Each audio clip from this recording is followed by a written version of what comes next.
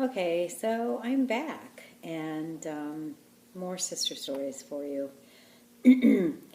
It's been a while since I videoed my first vlog, and boy, I had no idea how hard it was going to be to get back on here and do it again.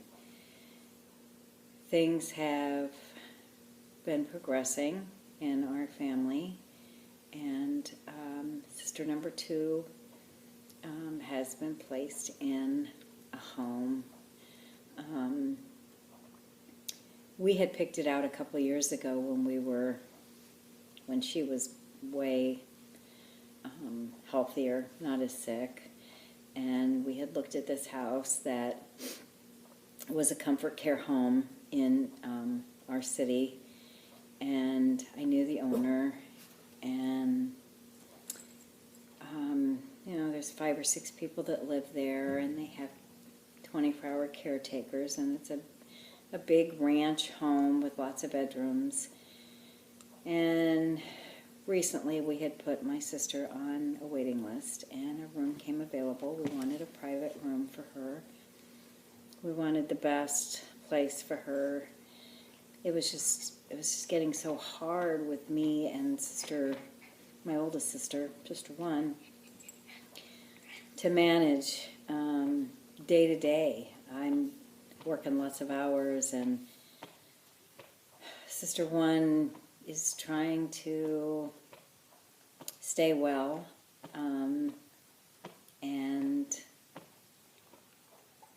enjoy her retirement, I guess, although since we've placed my sister, it seems sorry, so selfish, so all about us, and it's not.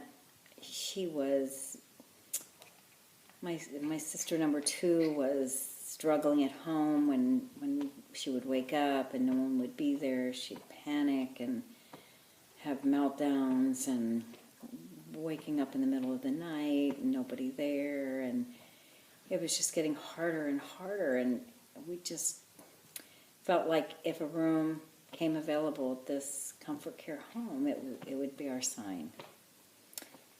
It has, yesterday, we placed her, and it was by far the hardest day in my life in as many years as I can remember. Brutal feeling of selfishness and abandonment of our sister and best friend, and it's so hard to take care of yourself and not feel guilty when you don't take care of yourself, when you take care of somebody else, because their life for some reason feels more important than yours, and you know in your heart that they're not, and you're the most important person, or you should be the most important person. I prayed about it a lot, and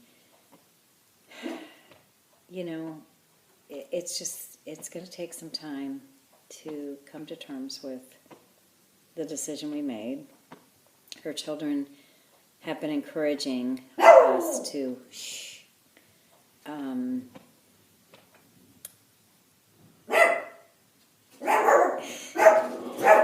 there's the dog. Tucker. I'm going to let him out and see if I can get some peace here.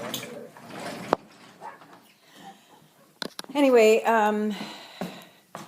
sister number 2's kids wanted us to consider putting her in a home or getting her more care, and care inside of her home was just so difficult. To find good people to care for someone in their home. It's nearly impossible, and then they call in sick, or they don't show up, or they're not the right kind of person you want in your home, or whatever. It's so frustrating that they're so limited resources and possibilities to stay in your own home.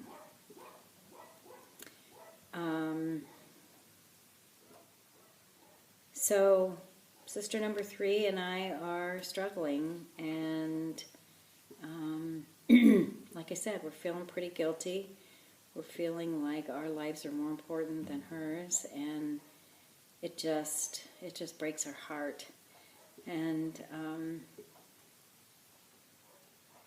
I imagine it broke my mother's heart when she put her mother in a place.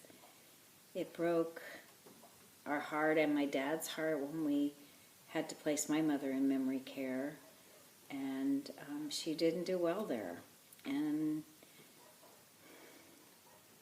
I don't know if my sister will do well there or not. And it just right now seems very overwhelming. And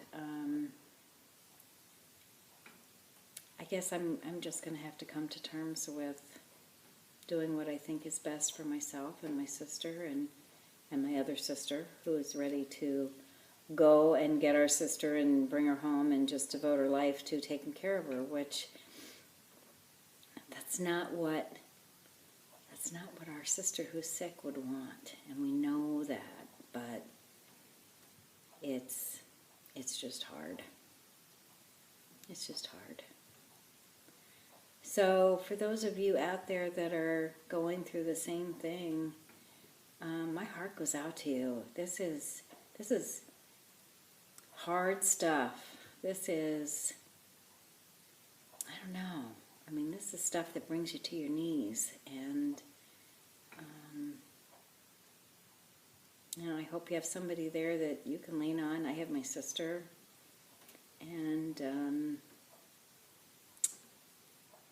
feel very fortunate that I have my faith and family to assure me that we're all doing the right thing. So this is short and sweet. I'm really planning on trying to get on here more often and share how things are going, share how I'm managing the separation and the constant loss of my sister. Maybe I can give you some feedback on Comfort Care Homes. I know they're out there for other people, and it seems like it's a really good place. So I'll share that in the future, hopefully. It won't be as long between sessions. And for those of you who subscribed, thank you. Your subscribing gave me impetus to get back on here and just talk some more and share my grief with the multitudes of people out there that are suffering with family and friends and people that they love that have Alzheimer's. So, good night for now.